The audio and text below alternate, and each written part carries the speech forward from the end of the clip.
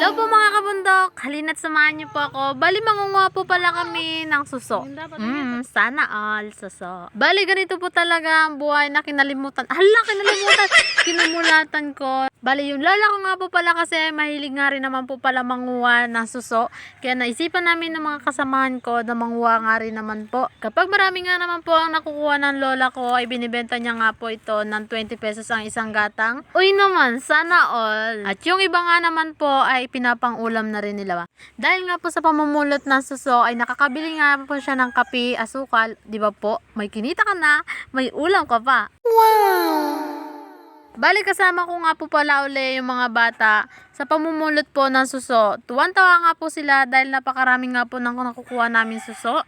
Kanyang-kanyang pwesto nga naman po kami sa pagpupulot nga po namin ng suso.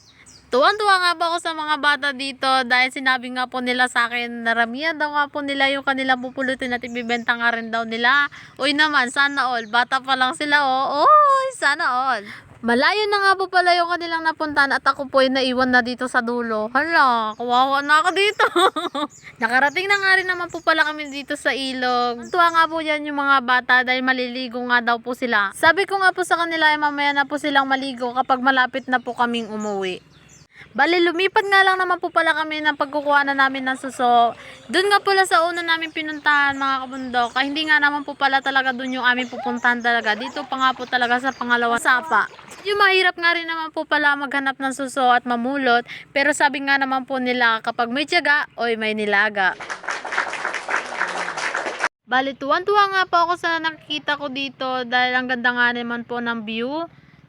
Habang yung mga bata nga naman po ay tuwan-tuwa sa pamumulot ng suso. Willing-willy pa nga po pala dito yung mga bata sa pamumulot nila ng suso. Pero ang sabi ko nga naman po sa kanila ay uwi na rin po kami at baka abutan po kami ng tanghali. Bali niyaya nga naman po pala ako dito ng mga bata na dumaan daw muna kami sa ilog at maliligo nga daw muna sila. Dahil nga po gustong-gusto nilang maligo ay sinamahan ko na rin naman po pala sila para meron naman po sa kanilang magbabantay.